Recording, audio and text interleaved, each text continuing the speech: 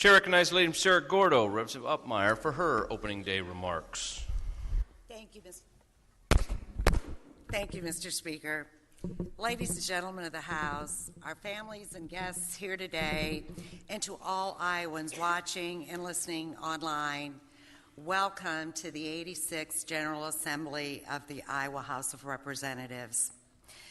I am honored to be sworn in today with such an amazing group of people. Take a look around the room.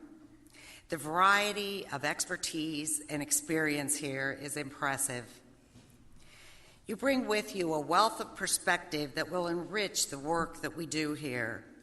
Thank you for offering your time and your talent to serve. Thank you to your families and your friends for their support and helping make it possible for you to be here. I want to thank my family for their patience and their sacrifice. I could not do this without your help and understanding. To the great people of Butler, Franklin, and Cerro Gordo counties, thank you for this opportunity. I share your pride in our area and will always be mindful that I am the occupant of this desk, but you are the owner. It is a privilege to return as the Majority Leader of the Iowa House. I want to thank my fellow Republicans for entrusting me with this responsibility. I admire your commitment to finding solutions and working together for the benefit of Iowa. I am proud to join you in continuing that work. The task at hand is a challenging one. First and foremost, we have a responsibility to craft a responsible budget. Fortunately, Iowa's economy continues to grow. According to the December meeting of the Revenue Estimating Conference, we have an additional $200 million in revenue available this year. Continuing growth of the Iowa economy during a time when there is such pressure on the agriculture industry is something we should be thankful for. But there are reasons for concern as well. Consider just the costs associated with Medicaid. Today, we expect year-over-year costs for Medicaid to increase $206 million. That is a 7.6% increase at a time when revenue is growing at 4.9%. Taking a more long-term review highlights the severity of the problem. Over the last 10 years, the general fund has grown at an annual rate of 4.1%. Meanwhile, Medicaid has grown at an annual rate of 11.7%, for a staggering total of 170% growth. This is not sustainable. Each year, Medicaid's piece of the budget increases, and it takes away our opportunities to put resources into other initiatives.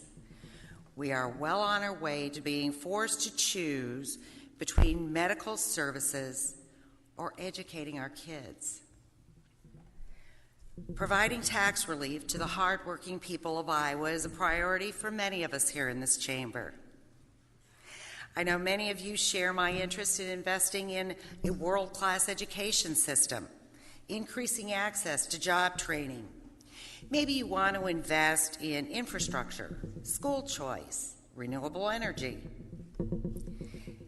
These are the kinds of choices that begin to be taken away from our constituents and from us when we have an inflexible federal program whose growth outpaces revenue.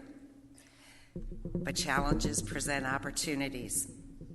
We need to find ways to be more efficient and effective with the resources that we have. We need to review our procedures for documentation, waivers, grant processes. We need to focus on processes that eliminate fraud and tear down silos. This will allow the administration of services to be as efficient as possible so that more of the resources dedicated to those in need get there. I continue to believe that if we are going to be successful, we need to insulate ourselves from the inflexibility and inefficiencies of federal obligations. Medicaid is the example I've highlighted today, but it will permeate many of the programs and the policies that we address this year. We should not be restrained from what we do best, finding Iowa solutions to Iowans' needs. Remember, the federal government does not display the discipline we do here in Iowa. They do not follow our budgeting principles. They recklessly spend without regard for Iowans' desire to live within our means. This is a dangerous partnership, and if we are not vigilant, it could bankrupt both of us. This General Assembly has the opportunity to accomplish great things that will have a long-standing impact on the future of the great state of Iowa. We will consider many pieces of legislation over the course of this next several months. You will each contribute to the process with the expertise and experience you bring with you.